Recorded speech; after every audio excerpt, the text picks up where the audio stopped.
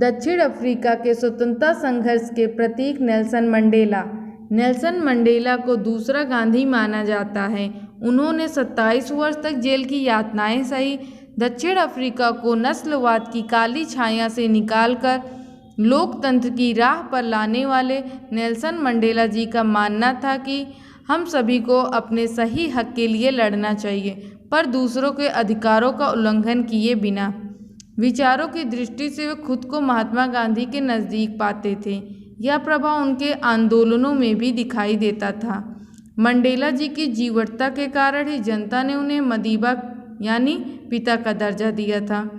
रंग भेद के खिलाफ उनका संघर्ष हमारी आने वाली पीढ़ियां हमेशा याद रखेंगी और यह संघर्ष उन्हें हमेशा राह दिखाता रहेगा। वे दक्षिण अफ्रीका के राष्ट्रपति बनने वाले पहले अश्वेत थे। उनका जन्म 18 जुलाई 1918 को हुआ था। उनके पिता ने उन्हें नाम दिया रोहिल्हाला यानी नटखट बच्चा। मंडेला अपने पिता की तीसरी पत्नी नेक्युस्फी नोस्केनी की पहली संतान थे। वह 12 साल के ही थे जब उनके पिता चल बसे। उन्होंने क्लार्कबेरी स्कूल से प्रारंभिक शिक्षा पूरी की।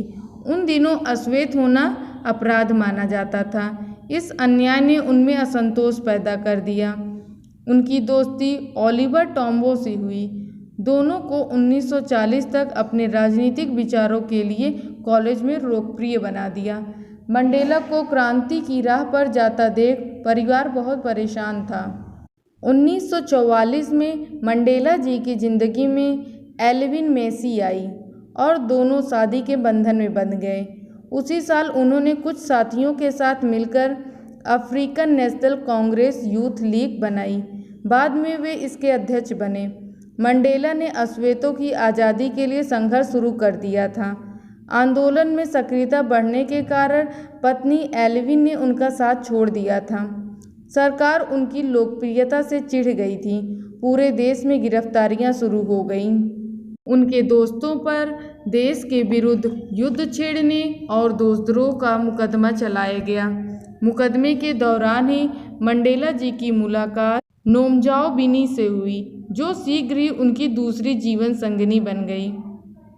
मंडेला जी को सजा सुनाकर उन्हें रॉबिन द्वीप पर भेज दिया गया। यह स्थान दक्षिण अफ्रीका का काला पानी माना जाता है। 1989 में दक्षिण अफ्रीका में सत्ता परिवर्तन हुआ और क्लर्क देश के मुखिया बने। उन्होंने सभी राजनीतिक बंदियों को रिहा कर दिया और मंडेला जी भी उनमें से एक थे। 11 फरवरी 1990 को आखिरकार मंडेला जी पूरी तरह से रिहा कर दिए गए। जब 1994 में चुनाव हुए तो दक्षिण अफ्रीका को रंग भेद से मुक्त दिलाने वाले नेल्सन मंडेला देश के पहले अश्वेत राष्ट्रपति बने और 1999 तक वे इस पद पर रहकर देश की सेवा की। 1993 में उन्हें नोबेल पुरस्कार से सम्मानित किया गया। राष्ट्रपति पद छोड़ने के बाद मंडेला HIV के खिलाफ मुहिम से जुड़ गए।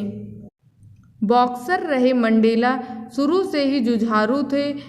पहले तो वे जोहान्सबर्ग में वकालत करने लगे, लेकिन रंग भेद के खिलाफ लड़ाई में वे एक बार जो गिरफ्तार हुए तो जेल आने जाने का सिलसिला शुरू हो गया। उन्होंने अपनी जिंदगी के 27 साल जेल में काटे।